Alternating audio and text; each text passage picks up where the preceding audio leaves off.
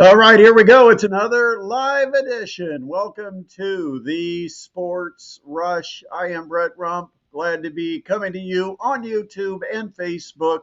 And we try to do it live at least once a week. Of course, do not forget while you're joining us today to subscribe to the channel and make sure you share and like. Also, want to make sure that you hit the little bell so every time we've got something posted that might be of interest to you, you get the little alert.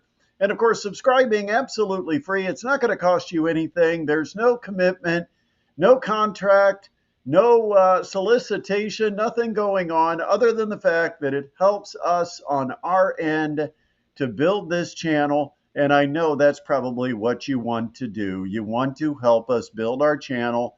So please do click the subscribe button while you are involved in watching our live broadcast. Of course, we got a special day today because we're going to be getting John Nolan, the voice of the Indiana Fever on radio. He is going to be joining us live. Also, Dylan Sinn from the Journal Gazette is going to jump on the show. So we are packed. Of course, the guy I didn't mention is the guy who is here pretty much every week. Let's go ahead and bring him in, Adam Lundy. What's up this week, Adam? Hey, how you doing, Brett? Hey, just coming off getting home not too long ago from what was a marathon of a tin cap game this afternoon at Parkview Field. Oh my gosh. As a former pitching coach, it has absolutely driven me mad this week. The way guys have walked batter after batter. What's the number one job if you want to be a pitcher, whether it's little league or whether it's high school, whether it's college, or certainly in the professional ranks? If you want to be a pitcher, job number one is to throw strikes. Get the dang Yes. ball over the plate. And neither team did it well. And the most No, a lot of frustrating walks. is the key batters. And I always say that there's moments where you're opening and shutting a door on another team.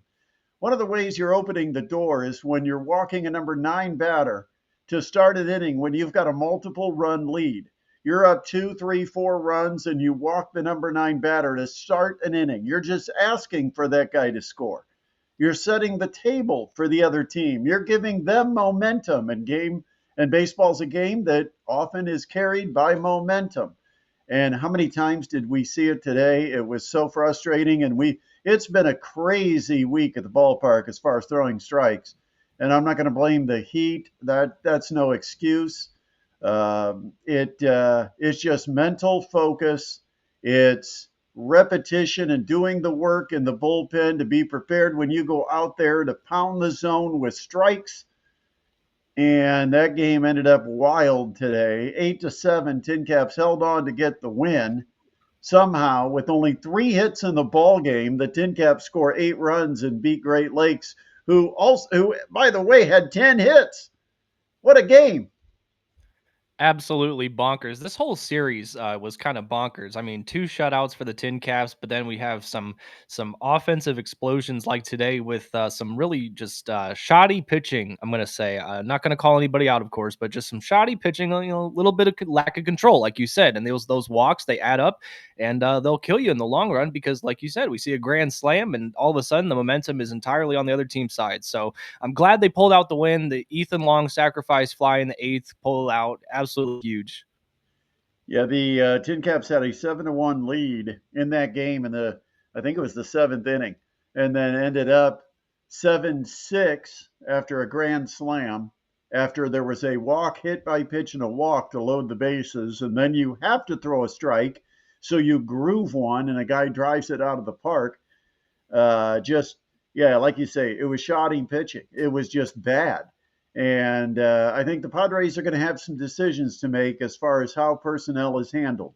And that's all I'll say. I'm not going to call anybody out in particular, but they've got to make a decision on, is someone a pitcher? Are they a hitter? And what level should that player be playing at? That's enough of that.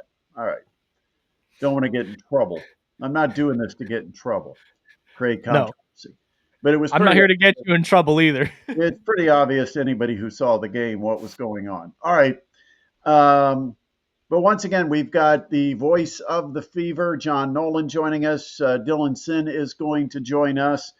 We've got to catch up with what's happened in this past week and talk Indiana Pacers basketball because, you know, the NBA, it's a whirlwind. If the finals go 7 games, there is no time between the finals, the draft, and you've got free agency all intertwined.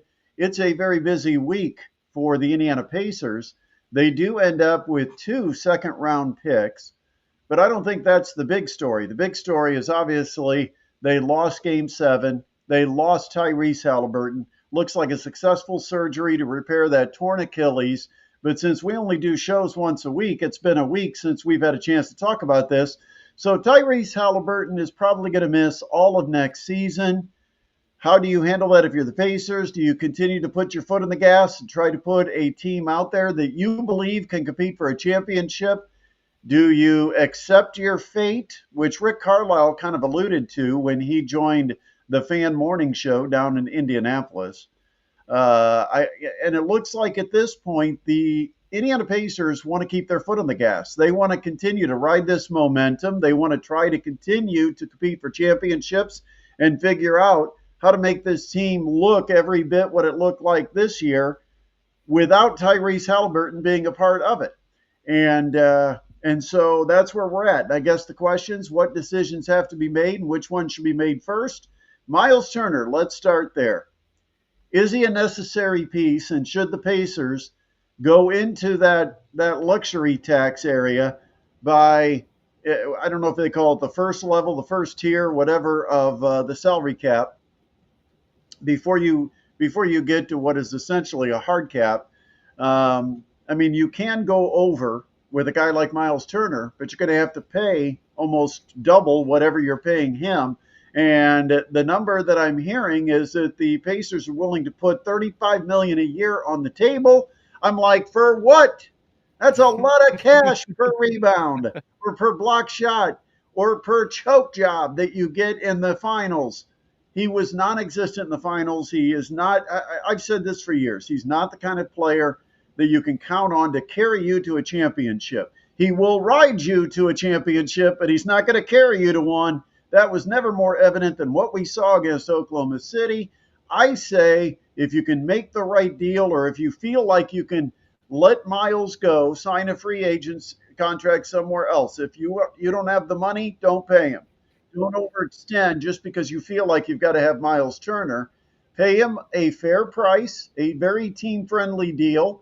If he chooses to stay, he chooses to stay. If he doesn't, he doesn't. But have a backup plan. Have something in mind of what you're going to do if Miles Turner won't stay. But right now, it seems like the Pacers are in a panic, feeling like they've got to have Miles Turner, and they're going to have to pay him to stay as an Indiana Pacer. Adam, your thoughts about Miles Turner? Yeah, here's the thing. That's I'm gonna sound a little bit soft here, but that's almost a fair price in today's NBA market for a player like Miles Turner. I know he doesn't grab enough rebounds a lot of nights. I know there's a lot of nights you don't see enough hustle out of him. I know there's some nights he pulls too many threes, but it's just the free agent center market isn't exciting me enough to be like, oh, there's a great Miles Turner replacement out there right now. It's asking price. What It's are you if replacing, Adam? Let's be honest. What are you replacing? Is it That's good, rebounds, which you don't get enough of? Is it rim protection, which occasionally he comes up with a big block? Is it 3-point shooting? Because there's plenty of that around the league. And the Pacers had a chance, by the way, to draft 2 guys that can shoot threes that are bigs, and they decided to go for guards instead. What are you paying him for? That's one of my big questions. What he can't create his own shot. He sets screens, but I think you could probably pay me 35 million, and I'll set every damn screen you want. I mean, really, what are you know. paying him for? I mean, just overall, you're paying him to be about a hopefully like a 16 and 7 16.7 rebound guy, which unfortunately in today's market is going for around that price. It's crazy. I know it sounds crazy, but I just don't know if doing a trade or checking the free agent market is going to improve your team that much as opposed to paying close to market price for Miles Turner. And I think there's going to be a little bit of that Pacers loyalty factor in this sign. See it a lot in Indianapolis teams overall. I mean, we see it with the Colts. I think we might see it with the Pacers here, want to just be friendly and keep him around. I think we're going to see him staying with the Pacers. And as far as overall, as far as, trying to compete for the finals, just don't do anything that's going to completely blow the team up or sell the future because you clearly have a good thing going right now. You clearly had a good thing. You made it to game 7 of the NBA finals. Why not just, give your roster some experience without Tyrese and then just add him back to the roster the next season? I mean, it doesn't have to be a finals run. You could be a decent playoff team, even, with the current roster. I think we saw how they did against a lot of these playoff teams without Halliburton. If you want to make a serious play to get, and I think really a fair ceiling of expectation is if they could make it to an Eastern Conference Finals. I think they've overachieved if they're doing it without Tyrese Halliburton. But Mm. I think they've got to have somebody that steps up and picks up where Tyrese Halliburton left off. Because remember, he made some shots to win some very key games along the path. So who is it that the Pacers can count on to step up? Is it Nemhard? Is it Neesmith? Is it Miles? Is it? I mean, Siakam has done everything he Yeah, can do. I yeah. don't know that you can get more from Siakam, but there's got to be somebody who has been an average role player or maybe not a significant 1, 2, or 3 option that all of a sudden is one of those top 3 guys you can count on. People, I think, are still somewhat polarized by Ben Mathurin. Is he the answer or is he the question? What do you do with Mathurin? And then Jarris Walker. It's time to say thank you for your service and your time. It just isn't a fit here. We've tried to push you into different places, a 3, a 2, a point guard at times, and I just don't see where it's working out because I thought there were some matchups along this path that if they were ever going to use Jarris Walker, they would have to use him. They chose not to, and then he ends up getting hurt. So I don't see the point of moving forward with Jarris Walker. Does he have any value in trying to get something back? Or, what do you do with Jarris Walker? You're, I think, a year away on Walker from having to make the decision, but is now the time you want to make it. I don't, and you look at the draft picks, we'll get into to later talking about what you think of these Pacers draft picks. I think they got a really solid player in Cam Jones out of Marquette. I think they've got a very solid player, but I don't think he's No, going to be a yeah. player that comes in and replaces Tyrese Halliburton right off the jump. Uh, No, no. he's an interesting project for a second rounder, but and then they took a total flyer on the kid out of Liberty, the Talon Peter or whatever, however you pronounce his name. Yeah, that one's definitely we'll see. We'll see I about mean, that I, one. But I watched the kid's got a beautiful shot, and he can shoot from pretty good distance, and he's freakishly athletic. He was a high jump champion in high school, so he's got athleticism. He's got a great 3-point shot. The Pacers kind of figured, let's see what we got here. But yeah, I am very surprised that they went that direction when it looked like to me the need was going to be as some type of a big as number one insurance if you didn't get Miles, which also told me that the Pacers are very confident that Miles Turner is not going anywhere. And then number two, the confidence in what you've got as far as the injury. Because Thomas Bryant, I don't think is the answer. Thomas Bryant can sign for some kind of moderate money anywhere in the league and play a backup role as a big. But I don't think the Pacers are going to make Thomas Bryant a priority, especially since they've already picked up an option, according to reports today, that they picked up the option on Tony Bradley. So, but I thought they might have been able to open the door to a new big. Isaiah Jackson's going to be a question coming back from the injury. We'll see how that goes. But a lot of questions still to be answered with the Pacers, and we've got to keep moving. I'll tell you what, Yeah, this show from two lot to hours talk down to about. one, man. Trying to do it all in just once a week with a guy that likes to talk, it's tough. What? You? No. Yeah, I know. Hard to believe, isn't it? That I would do something like that. Well, let's bring in our first guest to the show, and he has just been dying to get on. He just loves to have his face on YouTube,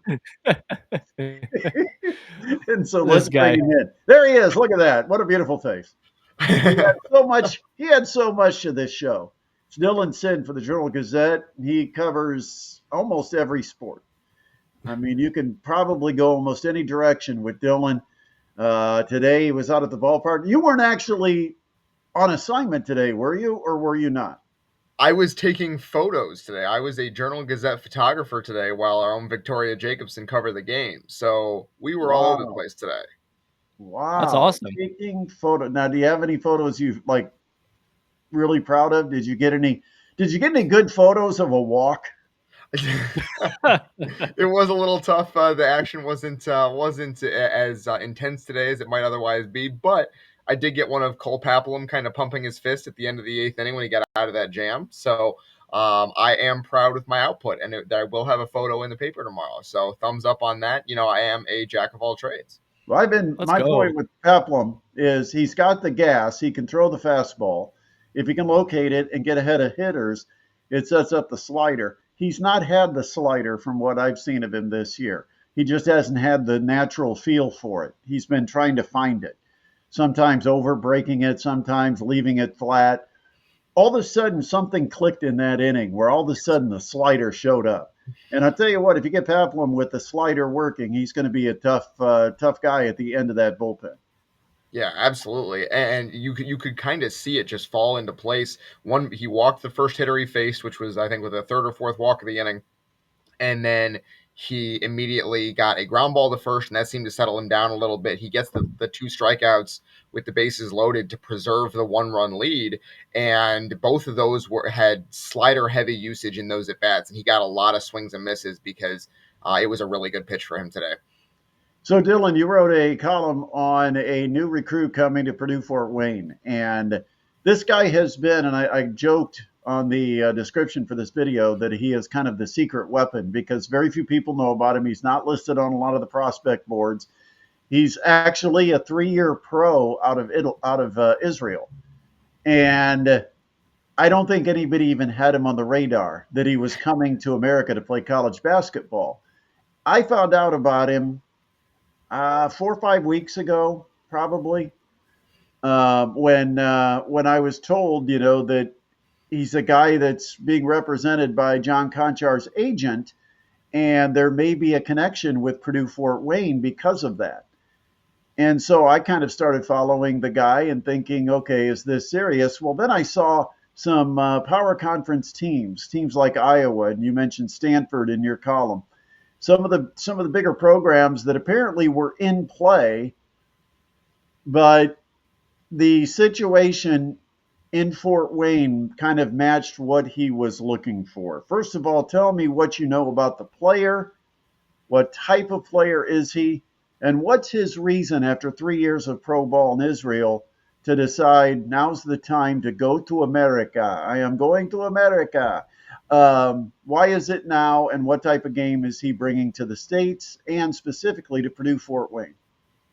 Well, to start off with his game, it's a versatile game. I think that's what really drew Purdue Fort Wayne to him as a prospect. Is he's 6'8", so he's a big guy, but he can put the ball on the floor, he can shoot it, he can defend.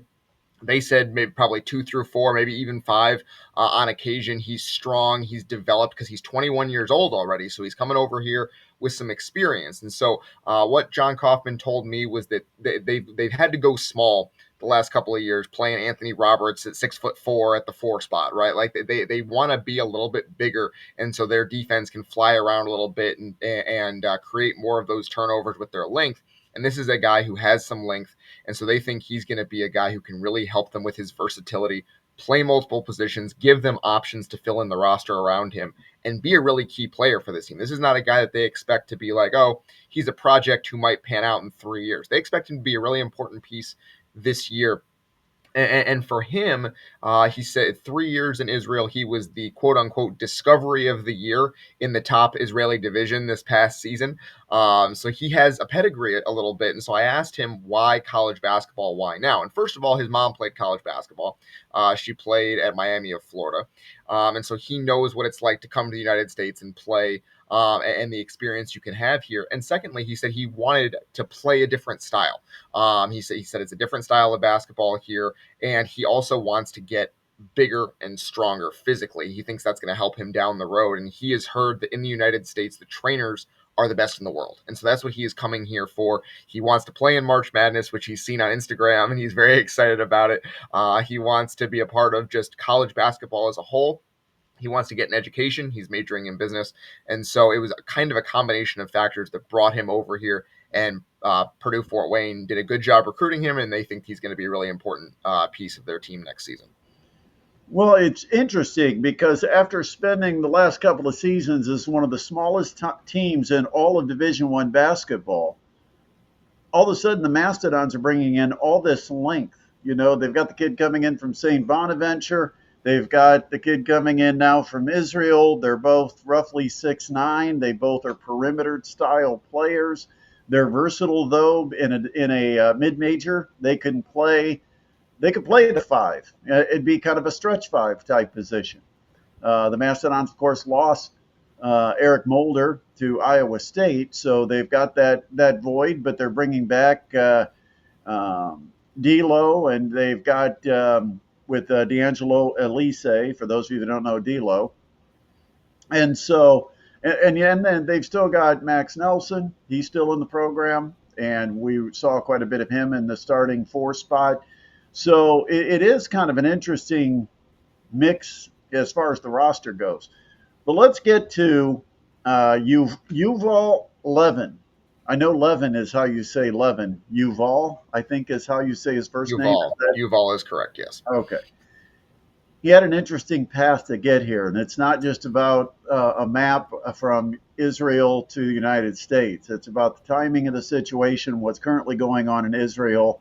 You told a great story. I don't know how much of it you want to share because obviously you want people to read it, but it is an unbelievable story on what he's had to go through just to get here to start his college campaign, which of course starts during the summer with workouts and everything. It's been an adventure for him. Yeah, I first of all, I'm really grateful to him for letting me tell this story because it really is. It was a journey for him just to get here to play. And I'll tell at least a little bit of it here, which is it's fascinating. He was planning on coming here just this past week on Monday the 24th, but about 2 weeks before he was scheduled to fly to the United States, obviously hostilities broke out between Israel and Iran. And so it's pretty dangerous near his home. There are some missiles that have fallen near his neighborhood in Haifa, Israel. And so the airport was also closed. He couldn't fly out of Israel, and he wanted to get here on time. And so he went on Facebook and looked at ship captains and said, hey, he found one that had a bunch of comments and said, do you have a spot on your boat? The guy said, yes, we do. It is about a 24-hour journey across the Mediterranean to Cyprus, and there will be no food, only water. And he's like, is that okay with you? And Yuval said, yes, it is. We will be there. And so he went with his mother and his younger sister, his 14-year-old sister, Gilly, and they took a 24-hour boat trip from Israel to Cyprus. And he said he was seasick. His sister was throwing up. It was kind of a difficult journey. They made it, and they made it to the United States. So, wait, Dylan, I gotta ask you: is yes. this a legitimate service, or is this like, don't turn the lights of the boat on? We don't want anyone to see us. I mean, what type of you just go on Facebook, you find a captain, and say, hey, by the way, can you know, here's a 20, or here's 100, or here's 1,000, whatever it costs. Can you get me across the pond?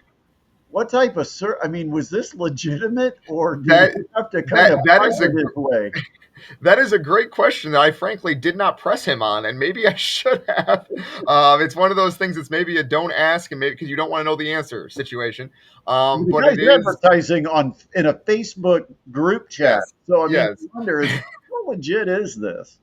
He said that, and this is something that didn't make it in the story, but he said he was shooting baskets. He messaged the guy, and he's shooting baskets. A couple hours later, the guy calls him and says, "Hey, meet me at the marina in 2 hours." He's like, "Well, I haven't packed. I need to get my mother and sister. How about tomorrow?" It's like, "All right, Sounds tomorrow, really shady. tomorrow, Hey, tomorrow it 2 hours. is." Meet me. Wear dark clothes. This boat was 34 feet long, so not particularly big, and it was called the YOLO. The You Only Live Once was the name of this ship. Even more So shady. that's right. But he did indeed make it, and they made it across in about 24 hours. So it is a fascinating story. There's more to the story than that. So please check it out at journalgazette.net. I would really appreciate anyone Yeah. reading it. And thank you again to Yuval for sharing his story, because it really was a journey for him. Yeah, it involves multiple plane flights and car rides and everything else. And so read the whole story on the Journal Gazette. All right. Last question for you, Dylan. I'm going to kind of shift to IU football. And I just want to get your first take on this year's Hoosiers and compare them to last year. The schedule is drastically different. Is there a possibility that the actual roster is better, but the team may not fare quite as well this season for Indiana? I can see that happening. I think that's kind of the way I've been looking at it. Is I think they did upgrade the general talent level with some really good work in the portal. I think they did a really good job of saying, "Hey, we are not going to let this be a 1 year flash in the pan thing. We are going to go out and get some high level guys." And IU's administration did a really good job of making sure that was possible with some NIL capital for them. But the schedule is more difficult this year. I think that's fair to say. I don't think they're going to slip back to 6-6. I've been telling people I think 9-3 or 8-4 is about right, which is fine, which is perfectly acceptable for an IU team that lost so much from a playoff team last year and has a more difficult schedule this year. If they start off with some pretty easy games, if you that first game that's really tough is against Illinois in the middle of September. If you win that game, you put yourself in position to have another really special season. Even if you lose it, though, I think they're on the right path, and this is not going to be a 1 year kind of slip back to 4-8 IU. That's not going to happen, in my opinion. Dylan, always appreciate you taking time to jump on with us. We know how busy you are, and that means there'll be plenty of things to talk about down the road. Have a great Sunday. Have a great week. Have a great holiday, and we'll talk to you again soon. Absolutely, Brett. Thanks for having me on, as always. Yeah. Now, see, this is the point where I've got to try to delete him from the scene, which is my greatest challenge because I never am really sure how to exactly get that done. Well, we're going to take a break. We're going to come back. John Nolan's going to join us on the other side. Thanks, Dylan.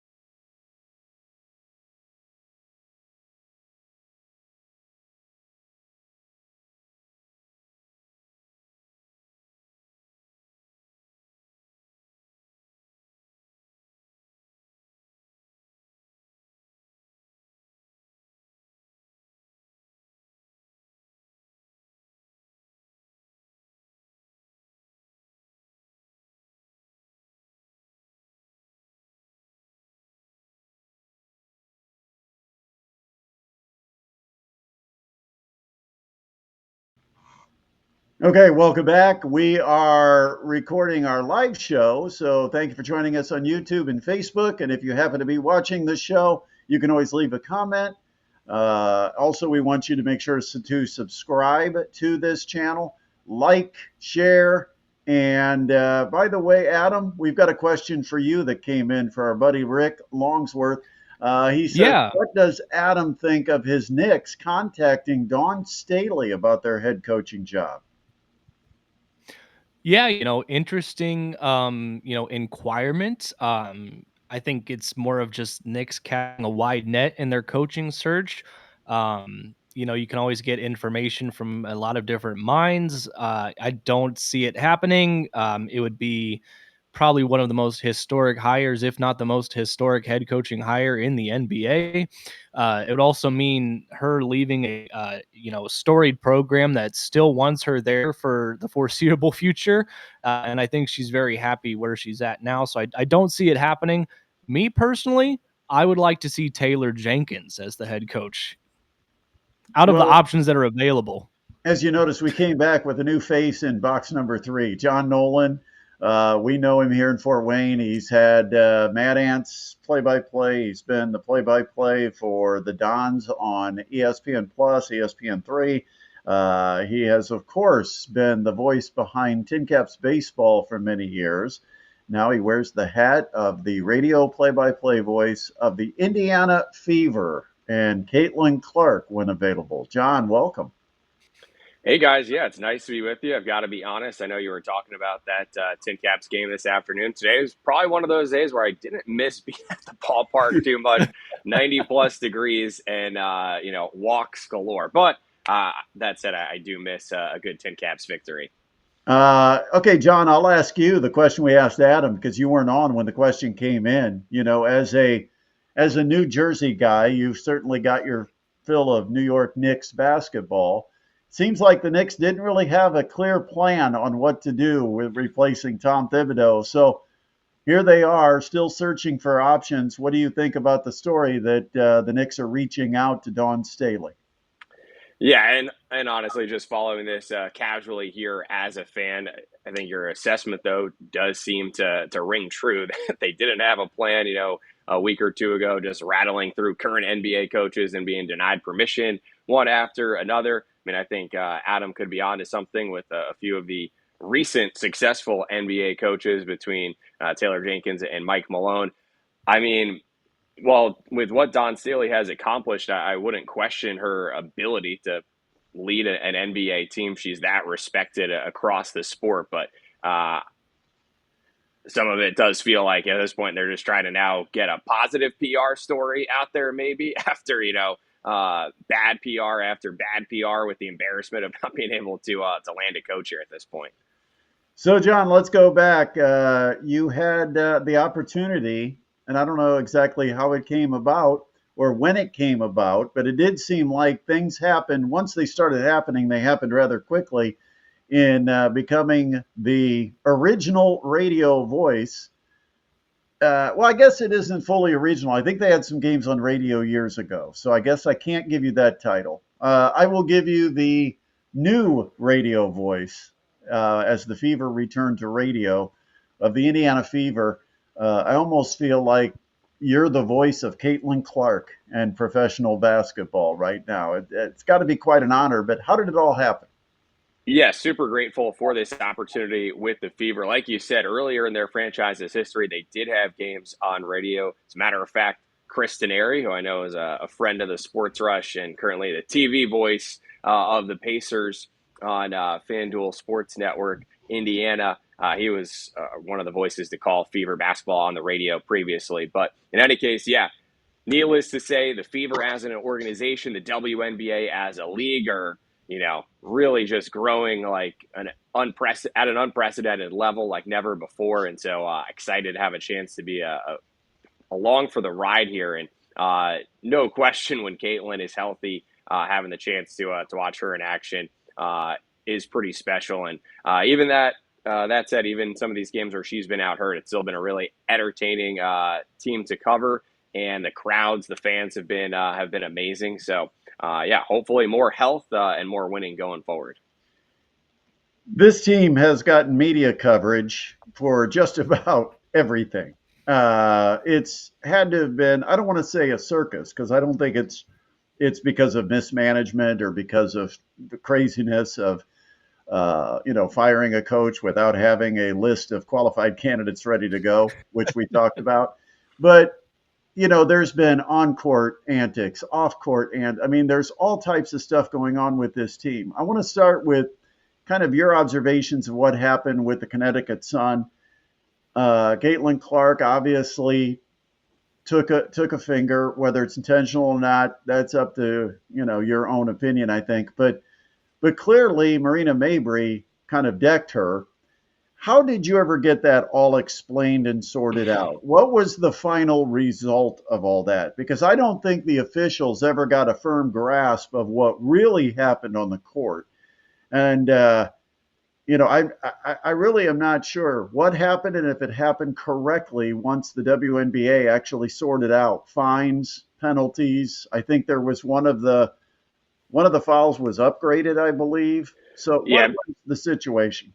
right. And so in real time, and I did say, and hey, Marina Mabry, like myself, is a New Jersey native. She hooped in college at Notre Dame. I support the Fighting Irish. So nothing against Marina Mabry, but I said in real time that she deserved to be ejected for that blindside knock on Caitlin. And one thing, too, which, not to rehash everything here, but, Stephanie White brought this up afterwards in the post-game press conference. There was a build-up to that with chippiness going back to the first quarter. Yes, the following day, the WNBA did come out and say that Mabry should have had a flagrant 2 in that situation, should have been ejected from the game. And then, again, as has been chronicled, I think, already, if that was the case, then Sophie Cunningham doesn't commit the flagrant 2 foul in the final minute, which was really just sending a message that they were going to stand up after what went down a quarter before. So I will tell you, as you're touched on, I've called games in the G League in the past. A lot of the officials that we see in the WNBA also work in the G League. Some Brett, you would recognize from working college basketball, including in the men's game. So these officials, God bless them, they keep busy working as much as they can. But I've witnessed, I'll just say, subpar officiating, and it's an extremely difficult job, and we're not trying to bury anyone here. Don't envy them, and they put up with a lot, and this goes from the professional level down to youth levels. Right, we need more officials, but I'll just tell you that I've witnessed things that make me scratch my head in the G League. But truth be told, right, there aren't too many people in the stands. There aren't a lot of people tuned in, and now all of a sudden you have these same officials with this level in the WNBA, and now there are a lot more eyes on him. So this has become, from what I follow, this has become a conversation around the league. And actually, the commissioner did recently. She kind of said it's not that big of a deal. She kind of said it's teams being sore losers. But I think that there is definitely a growing conversation because, again, to echo head coach Stephanie White, in recent years, you've seen the level of play really pick up, coaching. I mean, just the whole operation, everything's leveled up probably except the officiating. And, that's unfortunate. Well, and I was going to ask you about that, and you kind of addressed pieces of it.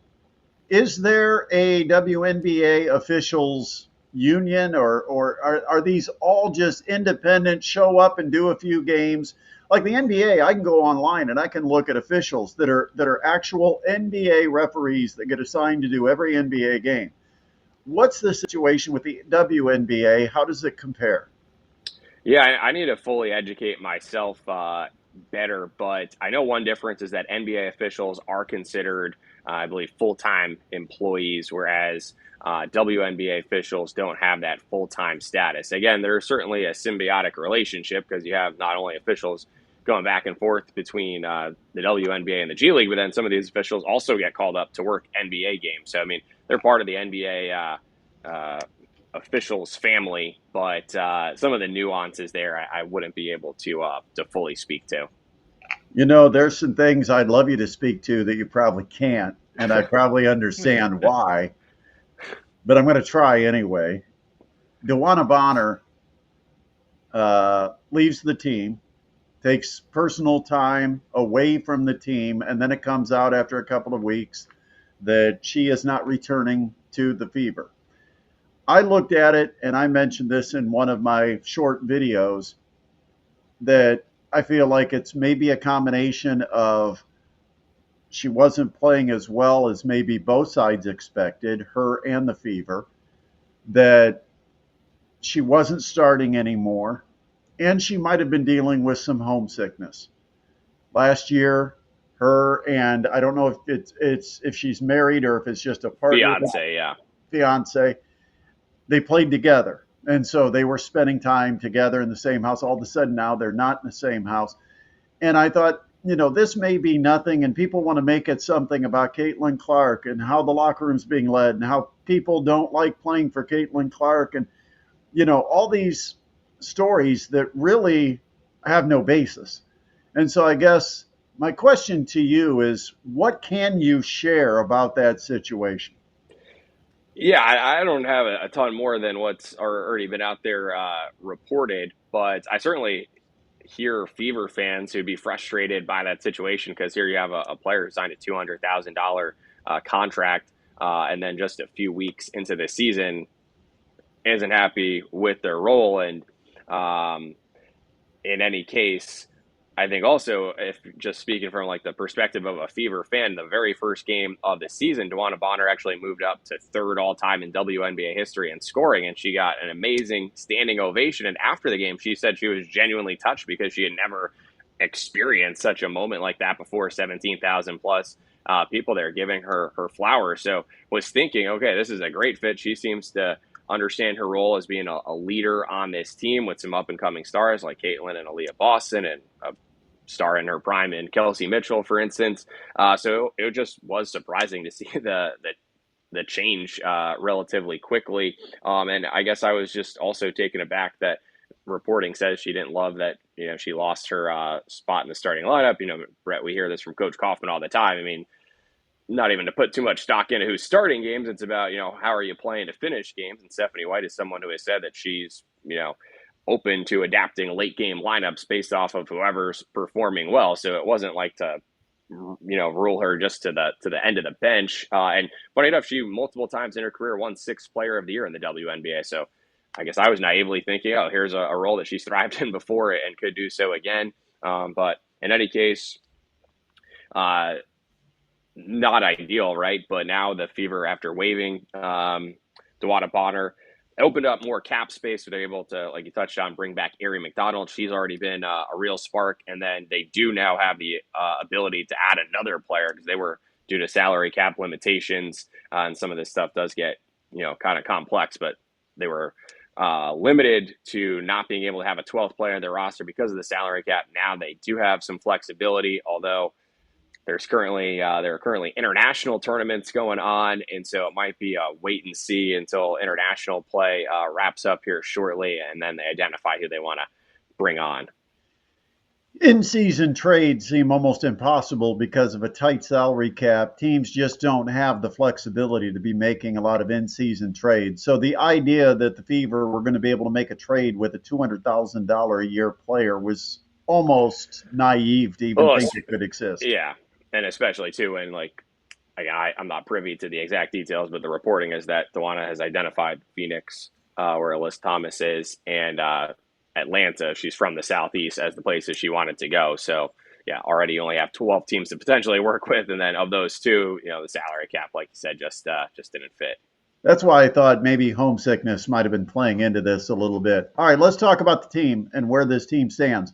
How concerned are the Fever, and should Fever fans be, about Caitlin Clark and the kind of the ongoing, even though they seem minor, there's one after another, and you have to be a little concerned. She's never missed time like this. Yeah, did not miss any games in her rookie year, did not miss any games over her 4 years at Iowa. Actually, just since the show started, the Fever have a late evening practice, or late afternoon, if you will, practice going on down in Indy. And so media just got a look into the end of practice. And Caitlin was participating in the shooting drills that were open to media. She was wearing leggings or sleeves on her legs, maybe as an accommodation to these recent injuries. So not sure of her status. She might be speaking, or Stephanie White might be speaking with the media right now, actually. So we'll have to check that out after the show.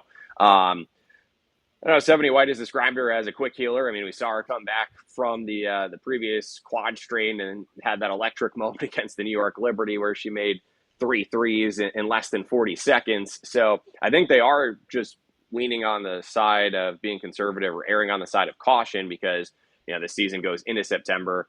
They have eyes on a playoff run. Finals are all the way into mid-October. So I think it's a case where, if it was a game for championship. Tomorrow, perhaps she plays. And so, funny enough, coming up on Tuesday, it's a game for $500,000 to the team in the Commissioner's Cup final. So, yeah, waiting to see where she's at with that. With the injury, it's been up, down, kind of a balancing act with trying to stay at or above 500 for the Fever. And I think everybody expected them to be much better than that. But they do have a winnable stretch of games. I look at the next 6 games and I think, they've got the Aces at home, and they played them pretty well there until fourth quarter. So I thought, this might be a stretch where they can kind of make a move, and hopefully they'll have a healthy Caitlin Clark to do that. Internally, is there concern over where the team is at and where the expectations were for this team? Yeah, I mean, from what I sense internally, it's not a major panic. Yeah, everyone would prefer to have a better record at this point. I mean, they've had a second half lead in all of these losses, and there was only one game in which it didn't really go down to the last several minutes. So, yeah, one thing that they identified is they've not closed games out well. They finally did a better job of that most recently against Dallas. You touched on an upcoming part of the schedule here to take advantage of. So after Tuesday's game, that's at Minnesota. Then it's 5 consecutive home games. So that's going to be their longest homestand so far. And yeah, I mean, coming off of a sequence here where they had 6 games in 11 days in 5 different cities, which I think everyone in the league comes across parts of the schedule like that. Last year, fans might remember it was straight out of the gates that they had almost an unprecedentedly hard schedule. So, yeah, they've kind of maybe weathered the storm. Obviously, a lot of this will be contingent on Caitlin's health. But yeah, and now that Dewana Bonner's out of the picture, I guess it's a moot point. But they only have had 2 games this year where they had their full opening day roster available, because you also had Sophie Cunningham out injured. Even right now, still Damiris Dantas as a bench piece. She's on international assignment playing with Brazil overseas. So yeah, it has been tough to find a flow. But again, going back to preseason, Steph White said she didn't think this team would necessarily even find its stride until mid-July around the All-Star break, because there were so many new pieces to begin with. So while it hasn't been totally ideal, at the same time, no pushing the panic button, as they still do have time to work through this. 16 games down in a 45 game schedule. You mentioned the Commissioner's Cup Championship against Minnesota coming up on Tuesday. How does that work with the regular season? Does this game count on the regular season? Is it strictly for the Cup? What is this game? Yeah, this is pretty similar to when the Pacers made their run in what was then called the in-season tournament 2 years ago, and the Pacers made it to the championship of that against the Lakers. And then, the stats and the win-loss doesn't officially count in this game coming up. So, again, similar to the in-season tournament or the NBA Cup, there were games that were simultaneously both part of your overall regular season record and then part of just standings for the Commissioner's Cup in the earlier part of June. And so it was the Fever who had the best record out of the Eastern Conference. They tied with the New York Liberty, but had the head-to-head win against them in Cup play. And then Minnesota, the best record out of the Western Conference. And then Minnesota had a better winning percentage overall, so that's why they're the host. Okay, I got to ask about some of the perks of being a broadcaster in the professional ranks as opposed to the bus trips of the Midwest or of the mid majors. Your seat on the plane, economy, business, or first class? Yeah, and first off, I will say, we've had it pretty good, whether with Purdue Fort Wayne or with the Tin Caps, and being well taken care of. So, now that said, yeah, it is different with the chartered flights. That was new for WNBA teams last year. And so far, it's actually, there's been a mix. We haven't had the same plane every single time. So sometimes it's a plane where every seat is like the first class seat, wider, more leg room. Sometimes we've had planes, it's a partnership with Delta. Sometimes it's a plane that, we would be taking if we were, going with the Don somewhere. Which, funny enough, Caitlin actually brought this up going back to last Sunday ahead of Game 7 for the Pacers and the Thunder. Caitlin was asked about, following that game. We were in the air for the first half actually more than even the first half of the game. And Caitlin, in a press conference, brought up how there's not free Wi-Fi all the time. Again, that's fluctuated. So she was like, I hope it's a plane with the free Wi-Fi because I don't want to spend $9.99 to. I think she could afford that one. Yeah, I'm the one I who don't think probably the needs to. 9.99 is a problem for her. I'm the one who probably needs to think through that one. But yeah, that's been hit or miss. As it was, there was actually technical difficulties, and we could not watch the first half of the game, and like had no awareness of what was happening with Halliburton's injury and stuff. And then finally, they were able to get that straightened out, and that was kind of deflating. It was like, oh wow, up at halftime, but Halliburton's out, and then sure enough, we start watching in the third quarter, and that's when it kind of spiraled away. Well, did you? What about the meals on the road? Are they all steak dinners for John Nolan? Is that part of the perks of your contract? No, not quite. I mean, one difference from traveling with a college team versus a professional team, and I'm not sure how it'll change in the years ahead as college becomes professional. But and this, so with the Fever, it's kind of similar to the Tin Caps too. Like when you're on the road, there aren't team meals. So for those who aren't aware of this, but Brett would know from experience of traveling with Purdue Fort Wayne men's basketball. There's an itinerary, and it's team breakfast, and it's team dinner, and lunch along the way. Now I should say, like, I think the players themselves do have breakfast served together, and they have meetings and whatnot. But yeah, a difference here at this point is like, whereas with Purdue Fort Wayne men's basketball, we're in on the film sessions and stuff like that. There's just a larger traveling party, because with the Dons, it would be players, coaches, and then us, right? There's a bigger traveling party, so we're not necessarily as intimately involved with everything here with the Fever. But yeah, that said, very well taken care of, and now going to cities with no question, some great options of getting a meal. Adam, I'm giving it to you, man. You've been in there a long time, waiting for your shot. I'm gonna give you the question to John while we got him here. And you can go anywhere. If it's Fever, if it's Pacers, if it's G League, if it's how much he misses Fort Wayne, I don't know. You give it to us. I guess I would just ask him about how excited he is for the 2025 WNBA All-Star Game down at Gainbridge Fieldhouse this year. And it was just announced earlier today that Caitlin Clark is not only the top vote getter for the All-Star Game, but she's going to be the captain for the East. So just how excited are you for that experience down there at Gainbridge? Yeah, I got my All-Star 25 quarter zip on, available in the team store at Gainbridge Good promo. Fieldhouse. So yeah, that's coming up now in just a few weekends. July 18th and 19th, Friday night, will be the skills competition and the 3-point shootout. So yeah, fingers crossed that Caitlin's healthy for that. I know the NBA had invited her to participate in their All-Star Saturday this past year, and she politely declined. And yeah, hopefully she's going to be healthy to put on a show that Friday night. And then the game will be Saturday. And so it sounds like we're not going to have a radio broadcast of that, but I'm hoping to be there and take in the scenes, because this is the first time ever that Indianapolis will be hosting the WNBA All-Star Game. It's been a long, long time since they had hosted an NBA All-Star Game. Got to do that last year. And so now getting this W one for the first time, sort of just continuing the riding the wave, if you will, here, of all the great momentum between both the Fever and the Pacers, and really having like all eyes in the basketball universe on Indy and the state of Indiana. I got to say, John, I'm sure you're a great guest and you'll bring many eyeballs to this video.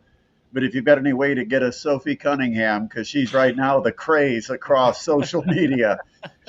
One lasso of a player, and you brought it up, one lasso, and all of a sudden she's the hottest trending subject across social media. Yeah, you might have missed the chance to ask Sophie to be a guest over the first week or two of the season, when, she was still very popular. But yeah, there have been stories out there about like unprecedented growth for her individually, with her jersey or t-shirt sales going crazy and selling out, and huge rise in followers on social media. A small thing just from behind the scenes, though, that I can tell you is that, you can't rule it out that maybe she'd be a guest, because she's I've had really positive experience with everyone I've dealt with in the Fever organization. But I'd say Sophie's been as friendly, as anyone on the team. So she's not like change. She hasn't had a drastic change in her personality or not. You asked about like the plane situation. Broadcasters are at the back of the plane, and so sometimes as I've been like, carrying probably more than I should in my hands, maybe trying to be helpful and carry somebody else's luggage too. So I'm the guy struggling through the aisle, and she's the nice person to be like, hey, can I help you with that or whatever? So anyway, Sophie Cunningham looks like the rest of the team. Very, very nice person to good person to be a fan of. It's cool because that's one of the things. You see a personality and you believe in your mind that person is representing a certain persona. And it's great to know that she is what you see as far as the fun loving, friendly person that Yeah, you're seeing on some of these TikTok videos and exactly. everything else. Exactly the same on and off the court. And I now, someone who's not the same on and off the court would be Caitlin, right? I mean, she's super intense on the court, and gets her fair share of technicals for chirping at officials and stuff. But I think you do see in her interviews off the court and some of that content that she is a really nice person. And the first time I had the chance to meet her or be introduced to her, she says, "Hi, I'm Caitlin," as if I didn't know. Just a really humble star at this point, and it's really incredible to see whether she's playing or not, how much time she takes to sign autographs for fans and going out of her way. And just it's really amazing that she already isn't kind of tired of that, of signing for fans and answering questions, but she's a real trooper. And one thing I think you would appreciate, Brett, too, from what you've seen over the years around Purdue Fort Wayne athletics, where it truly does have like that family feel to it, and coaches' kids are, whether on the bench or front row behind the stands and on the court involved with stuff. I mean, the Fever are very much that way with the coaches who have kids, sometimes even traveling with the team. And I think everyone, all the players are, really embrace having the little kids around. But Caitlin's at the top of the list of that, of having a coach's child sit next to her on the bus and stuff like that. So cool to see that even at a high level, it still has that family feel to it. Little peek behind the curtain with John Nolan. Hey, before I let you go, just want to ask, now that you're an official part of the Fever staff and the WNBA All-Star Game is coming to Indianapolis, are you going to have any kind of official role or special role for that weekend? Yeah, I don't think so. Not that I'm aware of. Hopefully, I'll be there and get to capture some coverage, maybe for folks who are following online. But as of now, not aware of any broadcast. The game will be broadcast nationally on TV. I was going to say ESPN, but it might be on ABC. ABC, yeah. I got to check that. But otherwise, we'll have every game home and away here on the radio on Old National Bank Radio Network. So you can stream it for free through 1075thefan.com, or even if you go to the Fever app, it's really simple to just make a couple taps and get the games for free. That is a difference, whereas the NBA has a League Pass audio with a subscription. You're able to tune into our WNBA Fever broadcast for free. I've been listening plenty, so you've been doing a great job. Proud to have been a former partner of yours, at least in some small way. Thanks. Well, definitely a mutual feeling, and I haven't fled the fort yet, so I'm sure we'll see at Parkview Field soon enough, and Gates wherever down the road. I know a lot of home games coming up, but I know you're pretty occupied. Enjoy the trip up to Minnesota. Thanks. Yeah, so that's Tuesday night. That's 8 Eastern time here, and we'll see. We got to check after we wrap up here if Caitlin's status is known yet, and that one should have an extra. We've already seen how intense these games can be. I mean, Connecticut's the worst team in the league, and that wound up being a national, international story. And the game Tuesday, the winning team will get $500,000. We got 10 players in the roster for the Fever right now, so that's $50,000 apiece. In some cases, even for the stars like Caitlin and Aaliyah on rookie contracts, they're not making six figures. So I think there's going to be some real juice in that game. Yeah, it'll be very competitive, and it'll be fun to kind of see how the Fever stack up against a team like that, because that's you're seeing the Fever match up really well against the Liberty. They matched up well against the Aces. Some of the teams you expect to be at the top as you get late in the season. Minnesota obviously is one of those, and so this will be a good chance to see where the Fever stack up against the Lynx. Definitely. All right. Well, thanks so much, guys. Talk soon. Thanks. We'll see you. That's John Nolan joining us, and now I can take care of John, and I can bring us in and see. I'm trying to keep up. It's hard to keep up. Hey, you did it. I got it done. All right. So a couple of things I kind of wanted to add, and I wanted to talk about Purdue basketball a little bit. The hype around Purdue basketball seems to be insane. And I know we're going to talk to Dylan Sinn more about this, and I didn't have time to really talk to him about it when he was on earlier. But I'll ask you just kind of your first thought, Adam, because it seems to me like the pressure is mounting. That for Purdue, is it Final Four or bust, or is it Natty or bust? To me, there are very lofty expectations with getting Fletcher Lawyer, Braden Smith, the big kid Jacobson, Clark, right? who's going to wrong one. be healthy. I mean, you start to look at this roster and you're thinking, okay, we expect that this could be potentially a team that competes for, is it a championship? Is it Final Four? And if you don't reach those lofty expectations, is it a bust now? Has Purdue become their own worst enemy with their past success? Yeah, I mean, high expectations lead to a lot of upset feelings when they're not met, and the higher the expectations, the worse it hurts when they're not met. I feel like so, like you said, it's pressure, but if there's any team that's built to handle pressure, it's Matt Painter and Purdue. They had a good run. They have good runs in them, but like you said, does it have to be Final Four? Does it have to be national championship? I don't know. I'm honestly, I still want to, see how this team comes together in their first few games with the new additions and then make a call. But like you said, we'll see. High expectations. All right, we'll wrap up this week's edition. And of course, we'll try to get on holiday weekend. Don't know what the schedule is going to be. I do know that I will be in Florida next weekend. All right. So I might actually want to do a show just to do it from the beautiful Sunshine Studio. Yeah, why not? Bring a studio with the palm trees in the background instead of some old dusty trophies. But no, and I know my son will probably get a kick out of it. So I hope we do a live show. And then, of course, during the week as news breaks, it's just one of those times a year, Adam, where it's hard to grow the channel because there's not enough news happening on a daily basis. Yeah, unless you're Ryan really, Eaton asked me, "Are you on vacation?" I'm like, "No, there's nothing going on." give me something to talk about, Ryan. Yeah, I mean, there's not really anything. I mean, I could weigh in on the NBA draft, but the Pacers with 2 second-round picks, that's not massive news. We don't know what they're doing as far as Miles Turner. We'll weigh in on that if we get something back on Miles Turner, but trying to keep up with everything that's happening locally. The high schools are having 7-on-7, but there's not a lot to report. It's kind of much of the same of what we expected.